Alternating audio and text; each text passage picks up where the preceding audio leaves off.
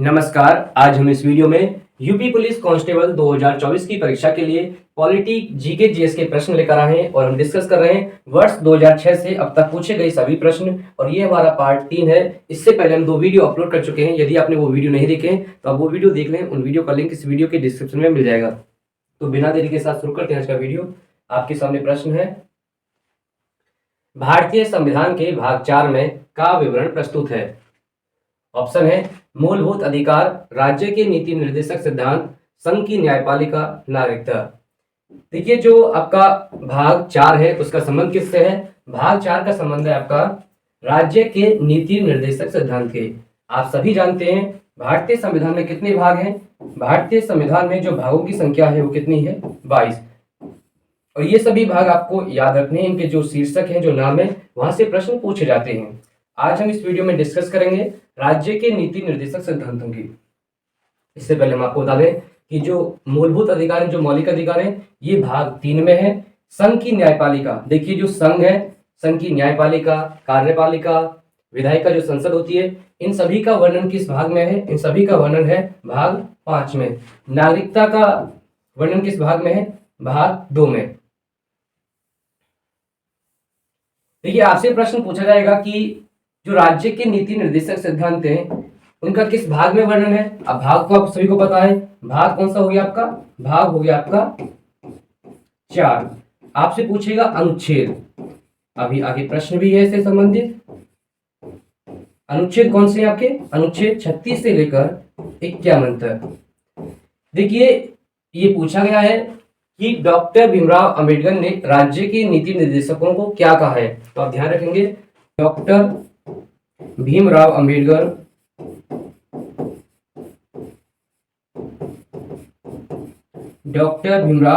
ने राज्य के नीति निर्देशक तत्वों को अद्वितीय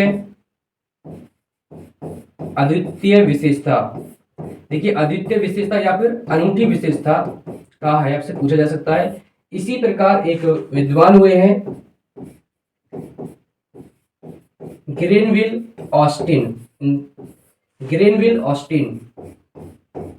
आपको ध्यान रखना है कि ग्रेनविल ऑस्टिन ने राज्य के नीति निर्देशक तत्वों को संविधान की मूल आत्मा कहा है। संविधान की मूल आत्मा।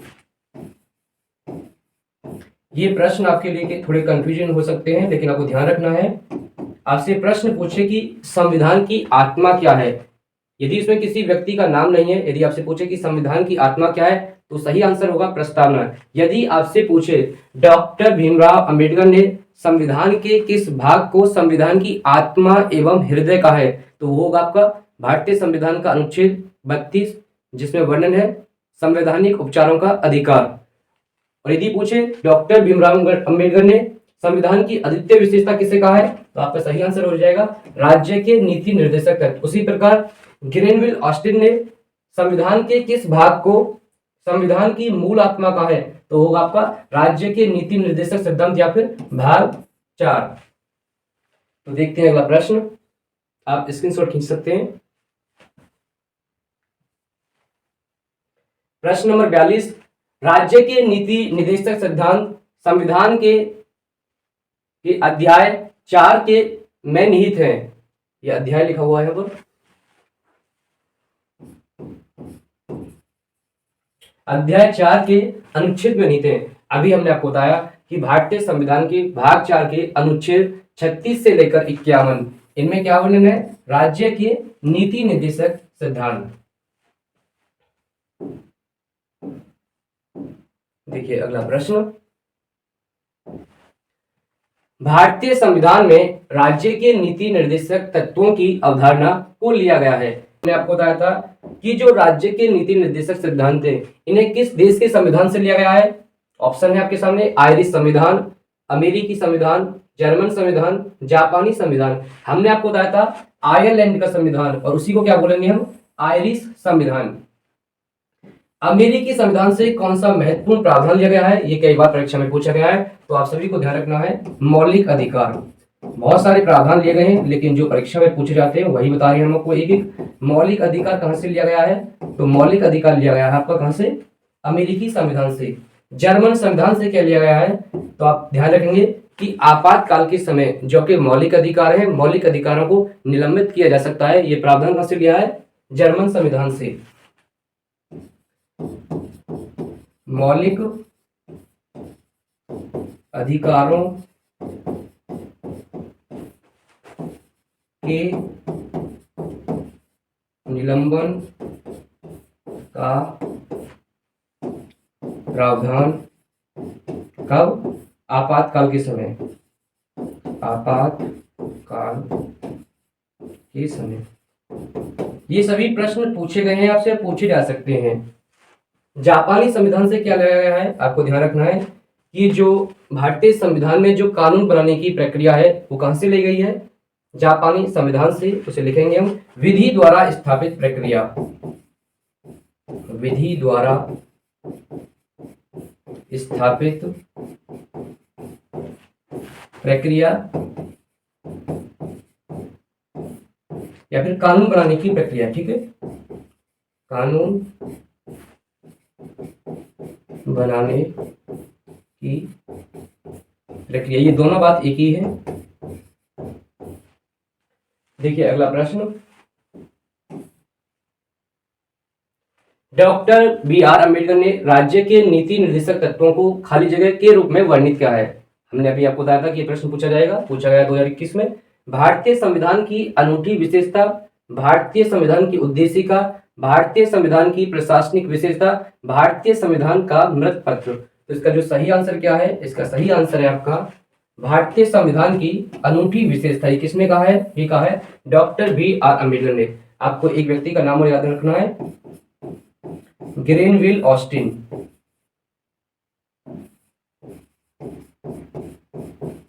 ग्रेनविल ऑस्टिन ने क्या कहा है, राज्य के नीति निर्देशक तत्वों को संविधान की मूल आत्मा, ये पूछा जा सकता है, संविधान की मूल आत्मा, संविधान की मूल आत्मा।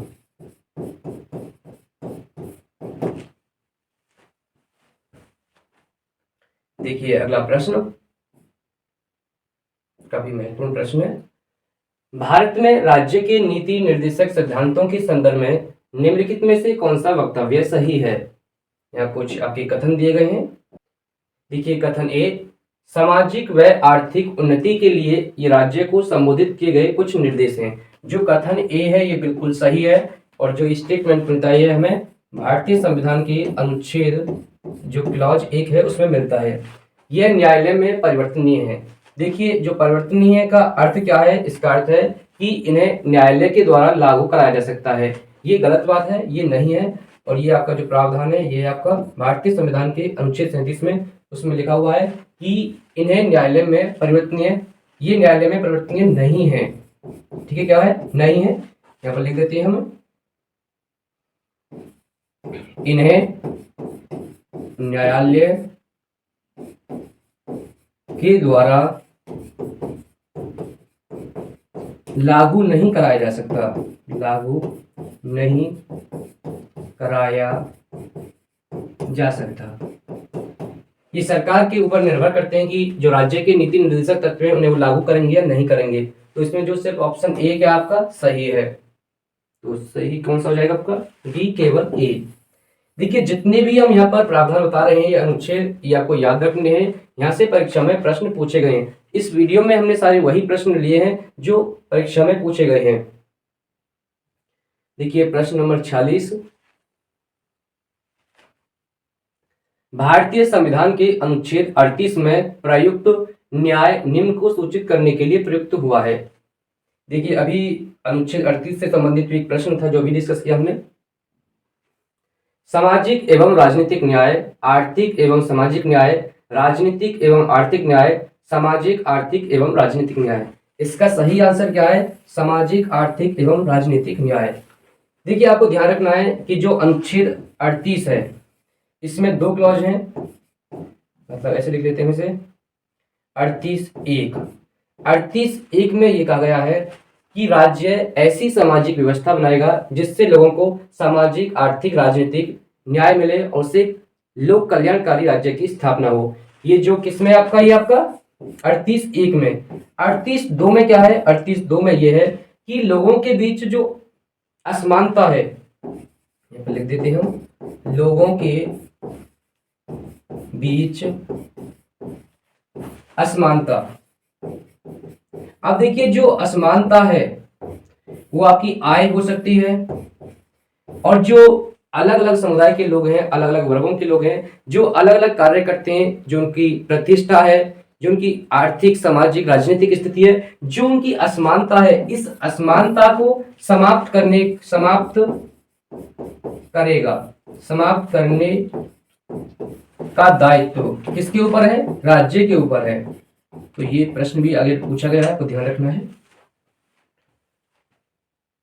देखिए प्रश्न नंबर 47, राज्य नीति के निर्देशक सिद्धांतों में संबंधित कौन सा अनुच्छेद यह कहता है कि राज्य ग्राम पंचायतों को संगठित करने के लिए कदम उठाएगी और उनको ऐसी शक्तियों और प्राधिकार प्रदान करेगा जो उन्हें स्वतंत्रीय शासन की इकाइयों के रूप में कार्य करने योग्य बनाने के लिए आवश्यक होंगे। स्वतंत्रीय शासन की इकाइयों के रूप में कार्य करने के योग्य बनाने के लिए आवश्यक। देखिए जो ये प्रश्न है, ये प्रश्न सीधा संविधान से लिया गया है। जो संविधान का अनुच्छेद है, उस अनुच्छेद को यहाँ पर आपके लिए क्या कर दिया है? छाप दिया है। तो इसका जो अनुच्छेद कौन सा सही होगा? अनुच्छेद है आपके सामने, अनुच्छेद 40, अनुच्छेद 38B, अनुच्छेद 36, अनुच्छेद 39। तो इसका जो सही आंसर क्या है? अनुच्छेद 40 इसका बिल्कुल सही आंसर है। और आपको ध्यान रखना है कि जो अनुच्छेद 38 भारतीय संविधान में अनुच्छेद 38B नहीं है। अभी हमने आपको बताया था कि 38(1) और 38(2) क्लॉज हैं जो भी उनको बताए थे। अनुच्छेद 36 क्या है? अनुच्छेद 36 में राज्य की परिभाषा है। क्या है? राज्य की परिभाषा, राज्य की परिभाषा। और इसमें लिखा गया है कि भाग 4 में राज्य का अर्थ वही है जो भाग 3 के अनुच्छेद 12 में है। किसमें? अनुच्छेद 12 में। या फिर लिख लीजिए यहाँ पर भी, अनुच्छेद 12। अनुच्छेद 12 में कहा गया है कि जो राज्य सरकार है, संघ सरकार है, और जो स्थानीय सरकारें हैं, और सरकार के जितने भी निकाय हैं, संस्थाएं जो उनके अधीन कार्य करती हैं, उन सभी का अर्थ क्या है? राज्य है। देखिए जो आपके लिए सबसे ज्यादा महत्वपूर्ण है इनमें क्या है? वो अनुच्छेद 39।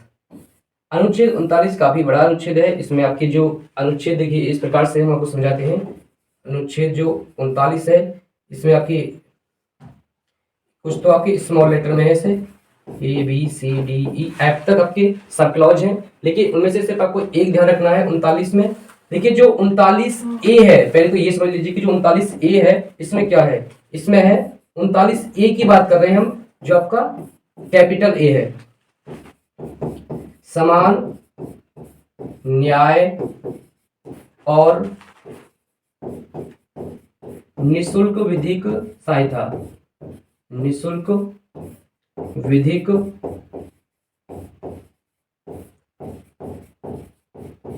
सहायता, ये किस अनुच्छेद में है? ये अनुच्छेद है आपका 39A। और जो सिर्फ 39 की बात करें तो इसमें सिर्फ आपको एक ध्यान रखना, वैसे तो इसमें 6 है जो आपसे पूछा जाएगा। समान कार्य के लिए समान वेतन, समान कार्य के लिए समान वेतन। और जो ये बात कर रहे हैं हम स्त्री पुरुष की, यदि कोई पुरुष वही कार्य करता है और वही कार्य कोई महिला करेगी तो उन्हें समान वेतन देना चाहिए। ये किसमें आपका? 39 में। और जो 39A में क्या है? समान न्याय और निःशुल्क विधिक सहायता। ये सभी आपको याद रखने, यहाँ से प्रश्न पूछे गए हैं। प्रश्न नंबर 48, भारतीय संविधान का निम्नलिखित में से कौन सा अनुच्छेद राज्यों को ग्रामीण क्षेत्रों में उद्योग को बढ़ावा देने के लिए निर्देशित करता है? देखिए आपके सामने अनुच्छेद कौन कौन से हैं? अनुच्छेद 39, अनुच्छेद 45, अनुच्छेद 43, अनुच्छेद 38। तो इसका जो सही आंसर क्या आपका? अनुच्छेद 43। देखिए अनुच्छेद 43 में जो इसका मुख्य प्रावधान वो क्या है? वो है निर्वाह मजदूरी। अभी समझाएंगे, आपको समझ में आ जाएगा। निर्वाह मजदूरी। और फिर इसी में क्या आपके ग्रामीण क्षेत्रों में उद्योग, या फिर लिख दें कुटीर उद्योग, कुटीर कुटीर उद्योग। और देखिए अनुच्छेद 39 तो अभी हमने समझा दिया आपको, आप अनुच्छेद 41 से समझिए, 41, 42 और 43। अनुच्छेद 41 में कहा गया है कि लोगों को काम, शिक्षा और लोक सहायता का क्या हो, अधिकार हो। काम, शिक्षा और लोक सहायता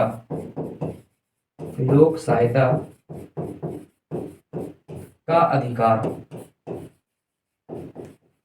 किस अनुच्छेद में है? ये अनुच्छेद आपका 41। अनुच्छेद 42 में कहा गया है कि जो काम की दशा है, काम की दशा न्याय संगत और मानवोचित होनी चाहिए। यदि आपको काम मिलता है तो काम एक ऐसी स्थिति का होना चाहिए, वहाँ की जो दशा है, वहाँ का जो वातावरण है वो आपकी अनुकूल होना चाहिए और वो मानवीय होना चाहिए। तो काम कैसा होना चाहिए? काम की दशा होनी चाहिए, काम न्याय संगत होना चाहिए और मानवोचित होना चाहिए। ऐसा कार्य होना चाहिए कि उसे मानव कर सके, उसके अनुकूल हो। और यहीं पर क्या है? प्रसूति सहायता, प्रसूति सहायता, ये ध्यान रखना है। प्रसूति सहायता ये किसमें वर्णन है आपका? अनुच्छेद 42 में। अनुच्छेद 43, अब देखिए आपको काम का अधिकार होना चाहिए, काम मिलना चाहिए। यदि आपको काम मिले तो कैसा हो? न्याय संगत हो, मानवोचित हो। और देखिए यदि आप काम करेगा कोई व्यक्ति तो उसे क्या चाहिए? उसे निर्वाह मजदूरी मिलनी चाहिए। उसे कम से कम इतना तो पारितोषिक, इतना वेतन मिलना चाहिए जैसे वो अपना जीवन निर्वाह कर सके। और ये किसमें आपका? निर्वाह मजदूरी, अनुच्छेद 43 में निर्वाह मजदूरी। और क्या है? यदि सरकार निर्वाह मजदूरी नहीं करती है, वैसे बता रहे हैं हम आपको, तो कम से कम उसे गांव, ग्रामीण क्षेत्रों में उद्योगों को बढ़ावा देना चाहिए, ताकि क्या कर सके? ताकि जो ग्रामीण आदमी है वो अपना आजीविका चला सके, अपना थोड़ा बहुत पैसा कमा पाए, ताकि उनकी जीवन व्यतीत हो सके। तो यहाँ पर लिख लीजिए आप कुटीर उद्योग। तो इसका जो सही आंसर क्या हो जाएगा आपका? यही सही है आपका 43। देखिए अनुच्छेद 45 में क्या है, ये रखेंगे आप, 6 वर्ष से कम, 6 वर्ष से कम आयु, 6 वर्ष से कम आयु के बालकों की शिक्षा की व्यवस्था। देखिए जो राज्य है, राज्य 6 वर्ष से कम आयु की बालकों की शिक्षा का प्रावधान करेगा। उनकी जो प्रारंभिक बाल्यावस्था है उसके लिए जो स्वास्थ्य है उसकी देखभाल करेगा। ये किस अनुच्छेद में? ये आपका 45 में। और अनुच्छेद 38 हम आपको पहले बता चुके हैं। तो देखिए अगला प्रश्न नंबर 49, निम्नलिखित में से कौन सा भारतीय संविधान के अनुच्छेद 44 से संबंधित है? अनुच्छेद 44 काफी महत्वपूर्ण है, ये आपको याद रखना चाहिए। और जिनको ये पता है इसका संबंध किससे है वो कमेंट करके बताइए। आय में असमानताओं को कम करना, समान नागरिक संहिता, गौ हत्या पर प्रतिबंध, सहकारी समितियों को बढ़ावा देना। तो देखिए जो इसका सही आंसर क्या है वो समान नागरिक संहिता। ये किस अनुच्छेद में आपका? ये आपका अनुच्छेद 44। आय में असमानताओं को कम करना, ये हमने आपको शुरुआत में बताया था। ये कौन सा आपका? अनुच्छेद 38(2) है। गौ हत्या पर प्रतिबंध, ये भारतीय संविधान के किस अनुच्छेद में है? ये आपका अनुच्छेद 48 में। इसमें अनुच्छेद 48 में। सहकारी समितियों को बढ़ावा देना, देखिए आपको ध्यान रखना है कि जो अनुच्छेद 43 है, एक तो अनुच्छेद 43 है जो भी हमने आपको बताया था, उसमें क्या है? एक अनुच्छेद 43A है और एक अनुच्छेद 43B है। और जो बी का संबंध किससे है? सहकारी समितियों को बढ़ावा देना। ये कौन सा हो जाएगा आपका? 43B। अब ए की बात करते हैं, इसमें क्या है? ए में है आपका उद्योगों के प्रबंध में, उद्योगों के प्रबंध में कामगारों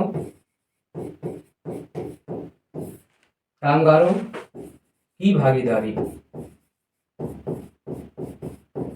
आपको ये याद रखने हैं, यहाँ से परीक्षा में प्रश्न पूछे जा सकते हैं। ठीक है, जो आपका 43A है ये है, और 43B में क्या है? सहकारी समितियों को बढ़ावा देना। गौ हत्या पर प्रतिबंध क्या है? अनुच्छेद 48 है। वैसे इसमें जो मेन अनुच्छेद वो क्या है, कृषि और पशुपालन, पशुपालन का बढ़ावा। और फिर इसी में कहा गया है कि जो ऐसे पशुओं की हत्या नहीं की जाएगी जो दुधारू पशु हैं, जो दूध देते हैं, और ऐसे जो वाहक पशु हैं जैसे कि बछड़ा, ऐसे पशुओं की हत्या नहीं की जाएगी। देखिए अगला प्रश्न, प्रश्न नंबर 50। भारतीय संविधान का कौन सा अनुच्छेद राज्य को पर्यावरण के संरक्षण तथा संवर्धन के लिए निर्देशित करता है? अनुच्छेद 43A, अनुच्छेद 39, अनुच्छेद 48A, अनुच्छेद 44। तो देखिए इसका जो सही आंसर क्या है वो आपका अनुच्छेद 48A है। आपको ध्यान रखना है कि जो अनुच्छेद 48 है, 48 में क्या कहा गया है, इसमें कहा गया है कृषि और पशुपालन, पशुपालन का संवर्धन, का संवर्धन की जो कृषि है और जो आपका पशुपालन है उसे बढ़ाया जाएगा। और यदि आप पशु, इसमें ये बात भी है जो गौ हत्या है, गौ हत्या पर क्या है, प्रतिबंध भी है, और प्रतिबंध किसमें आपका अनुच्छेद 48 में। और अनुच्छेद 48A में क्या है, पर्यावरण के संरक्षण तथा संवर्धन के लिए।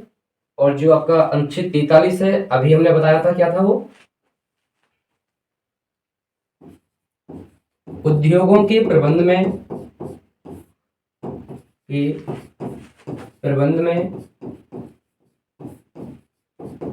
कामगारों की भागीदारी,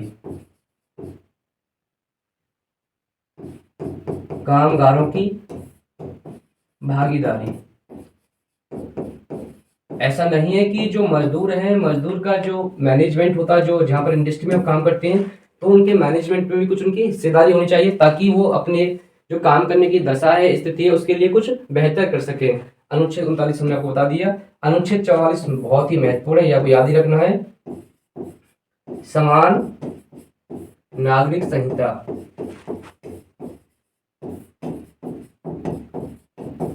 देखिए हमने हर विकल्प की व्याख्या की है ताकि यदि इनसे संबंधित कोई प्रश्न पूछा जाए तो वो प्रश्न आपके सही हो। सिर्फ पढ़ने से काम नहीं चलेगा, आपको चीजें याद होनी चाहिए, तभी आपके प्रश्न सही होंगे। राज्य के नीति निर्देशक सिद्धांतों में से कौन सा अनुच्छेद प्रबंध में श्रमिक भागीदारी को सुरक्षित करने की बात करता है? इसीलिए हम बार बार लिख रहे थे ताकि ये प्रश्न आए, जब तक आपको याद हो जाए। अनुच्छेद 39A, अनुच्छेद B, अनुच्छेद 43A, अनुच्छेद 36। तो इसका सही आंसर क्या है, अनुच्छेद 43A।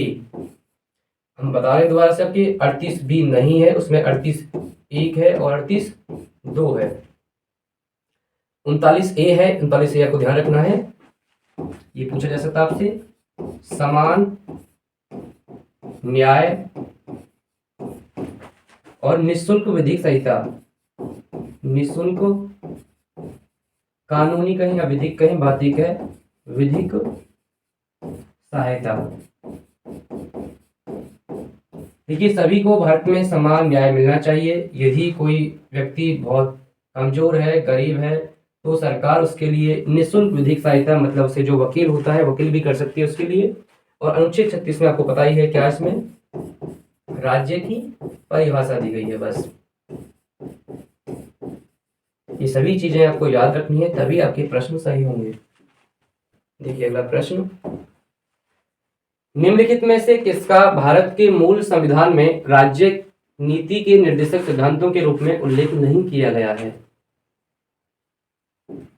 पढ़ते हैं ऑप्शन क्या क्या आपके। जीवन स्तर को बढ़ाना राज्य का कर्तव्य है, ये बात बिल्कुल सही है, और ये आपको मिलेगा भारतीय संविधान के अनुच्छेद 47 में। और इसी में कहा गया है कि जो मध्य पदार्थ है उनको क्या करना है, इनको प्रतिबंध करना है, इनको रोकना है। यहाँ पर लिख दें हम मध्य, या फिर नशीले पदार्थ लिखते हैं, नशीले पदार्थों पर प्रतिबंध। ये भारतीय संविधान के किस अनुच्छेद में है, अनुच्छेद 47 में। पोषण का स्तर बढ़ाना राज्य का कर्तव्य होगा, ये दोनों क्या आपके अनुच्छेद 47 में है ये। पर्यावरण की रक्षा करना और बेहतर बनाना राज्य का कर्तव्य होगा।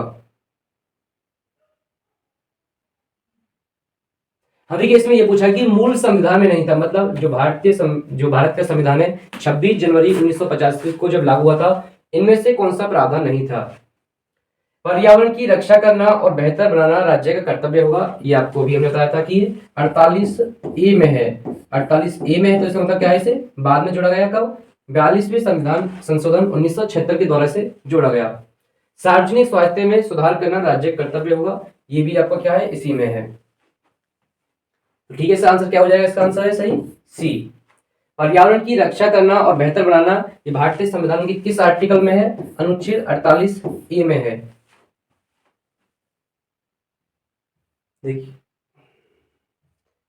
देखिए प्रश्न नंबर 53, निम्नलिखित में से कौन सा राज्य नीति के निर्देशक सिद्धांतों में नहीं कहा गया था।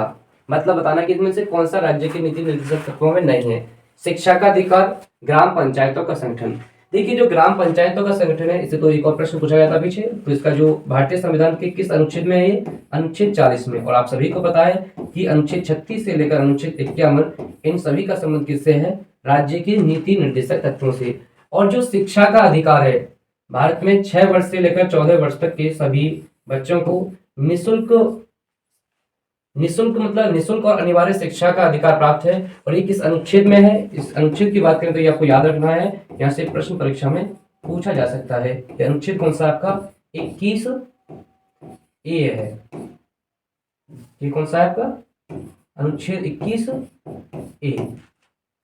तो इसका सही क्या हो जाएगा हमसे, केवल ए, क्योंकि जो आपका शिक्षा का अधिकार है ये क्या आपका एक मौलिक अधिकार है। क्या है, ये आपका मौलिक अधिकार है, मौलिक अधिकार है।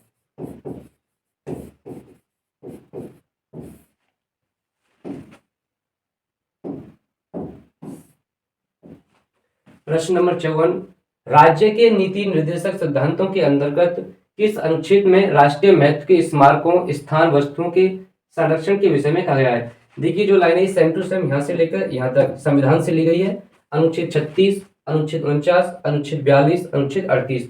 तो इसका जो सही आंसर क्या है, इसका सही आंसर है आपका अनुच्छेद 49। आपको ध्यान रखना है 36 में क्या है, राज्य की परिभाषा है, और अनुच्छेद 42 में क्या है, जो काम की दशा है, काम की दशा, जो काम है कैसा होना चाहिए, वो न्याय संगत होना चाहिए और मानवोचित होना चाहिए। मतलब ऐसा नहीं हो बिल्कुल आपको जानवरों की तरह काम करना हो। और यहाँ पर महिलाओं को प्रसूति सहायता भी दी गई है। किस आर्टिकल में है ये सब कुछ, ये आपका आर्टिकल 42 में। और अनुच्छेद 38 में क्या है, दोबारा बता रहे हैं, इसमें दो है आपके, अनुच्छेद 38A मतलब एक, इसमें क्या आपका सामाजिक, आर्थिक, सामाजिक आर्थिक एवं राजनीतिक न्याय की बात की गई है, लोक कल्याणकारी राज्य की स्थापना की बात की गई है। और जो आपका 38(2) है, इसमें कहा गया है कि जो लोगों के बीच में जो असमानता है जो आय की है, और आय के साथ जो उनकी गरिमा की है, जो सामाजिक है, जो आर्थिक स्थिति है, उसकी जो असमानता उसको भी समाप्त करेगा कौन, राज्य। असमानता आय की समाप्त करेगा कौन करेगा, राज्य। अब करे या न करे वो राज्य के ऊपर डिपेंड है, क्योंकि आप इन्हें न्यायालय के द्वारा भी लागू नहीं करा जा सकते। देखिए प्रश्न नंबर 55, निम्नलिखित में से कौन सा राज्य नीति के निर्देशक सिद्धांतों में उल्लेख नहीं था। अब आपको बताना है कि इनमें से कौन सा राज्य के नीति निर्देशक सिद्धांतों में मूल संविधान में नहीं था। काम पाने का अधिकार, कार्य स्थल पर उचित एवं मानवीय परिवेश तथा मातृत्व सहायता का प्रावधान उल्लेख नहीं था।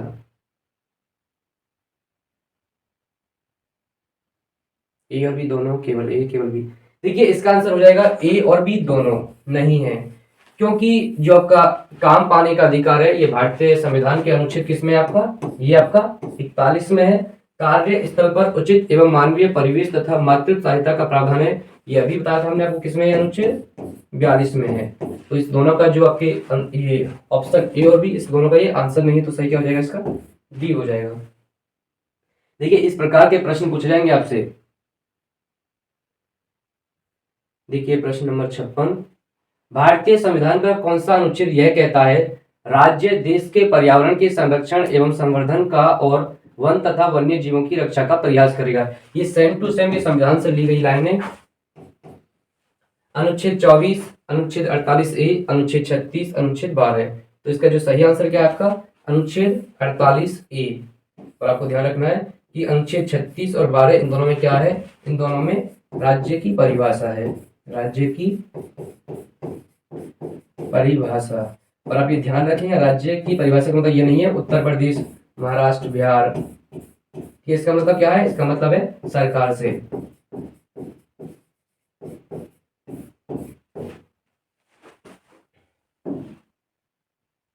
देखिए प्रश्न नंबर 57, इनमें से कौन सी वह श्रेणी नहीं है जिसके तहत राज्य नीति के निदेशक सिद्धांतों को वर्गीकृत किया जा सकता है। मतलब आप प्रश्न समझे पहले तो, इसमें से आपको बताना कि जो राज्य के नीति निर्देशक सिद्धांतों में शामिल नहीं है, स्मारकों की सुरक्षा है, तो ये किसमें है आपकी, ये भारतीय संविधान के अनुच्छेद 49 में है। पर्यावरण अभी आपको बताया 48A में है। अन्य देशों के साथ संबंध, देखिए जो अन्य देशों के साथ संबंध का है ये कहीं भी नहीं है संविधान में, तो यही क्या हो जाएगा इसका सही आंसर होगा। सामाजिक, आर्थिक और राजनीतिक न्याय की बात भारतीय संविधान के किस अनुच्छेद में की गई है, अनुच्छेद 38 में। देखिए प्रश्न नंबर 58, भारतीय संविधान का अनुच्छेद 48 भारत सरकार को निर्देश देता है कि वह मादक द्रव्यों के सेवन पर रोक लगाए। ये तो हमने आपको बताया था, किसमें आपका अनुच्छेद 47 में है। पर्यावरण की रक्षा और विकास करे, ये आपका किसमें है, ये आपका 48A में है। पिछड़े वर्गों की शैक्षिक एवं आर्थिक हितों का संवर्धन करे, ये भी आपको ध्यान रखना है, ये किसमें है आपका, ये भारतीय संविधान के अनुच्छेद 46 में है। गाय एवं बछड़ों के वध पर रोक लगाई, हमने आपको पहले ही बताया था। तो इसका सही आंसर क्या है आपका, डी है। और कोई इसका ध्यान रखना है, इसके साथ ही कृषि एवं पशुपालन का संवर्धन, ये किस अनुच्छेद में है, ये दोनों चीजें, अनुच्छेद है आपका 48। देखिए प्रश्न नंबर 59, भारतीय संविधान के निम्नलिखित अनुच्छेद में से कौन सा राज्यों को गांव के वध पर रोक लगाने का निर्देश देता है। तो सेम ही प्रश्न हो गया आपका, इसका हो गया अनुच्छेद 48। अब देखिए जो आपका अनुच्छेद 52 है, ये आपका राज्य के नीति निर्देशक तत्वों से संबंधित नहीं है। इसमें कहा गया है भारत का एक राष्ट्रपति होगा, भारत का एक राष्ट्रपति होगा, या आपको याद रखना है, भारत का एक राष्ट्रपति होगा। ये सेम टू सेम लिखा हुआ है संविधान में। अनुच्छेद 50 महत्वपूर्ण है आपके लिए, इसमें क्या आपका न्यायपालिका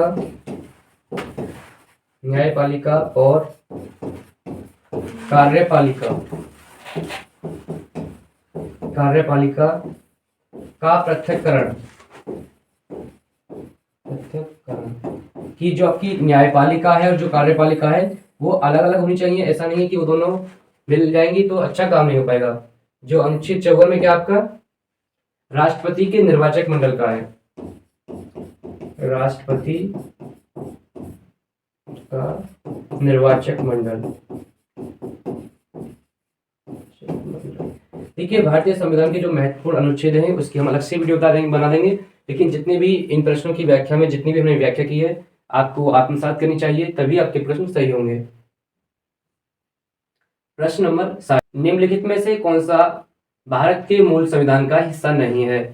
5वीं अनुसूची, मौलिक अधिकार, मौलिक कर्तव्य, राज्य की नीति निर्देशक सिद्धांत। तो आपको ध्यान रखना है कि जो मौलिक कर्तव्य मूल संविधान में नहीं थे,